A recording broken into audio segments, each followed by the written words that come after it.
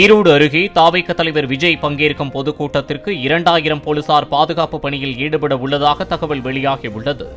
Vijayamangalam tollgate அருகே 16 ஏக்கரில் கூட்டத்திற்கான ஏற்பாடுகள் செய்யப்பட்டுள்ளன. அங்கு 60 இரும்பு தடுப்புகள் அமைக்கப்பட்டு ஒரு இரும்பு தடுப்புக்குள் 600 பேர் என கண்காணிக்கப்பட்டு 35,000 பேர் வரை பங்கேற்க உள்ளதாக தாவேகாவினர் கூறியுள்ளனர். கூட்டம் நடைபெறும் இடத்திற்கு அருகில் 60 ஏக்கரில் வாகனங்கள் நிறுத்தவும் 10 ஏக்கரில் இருசக்கர வாகனங்கள் நிறுத்தவும் ஏற்பாடுகள் செய்யப்பட்டுள்ளன.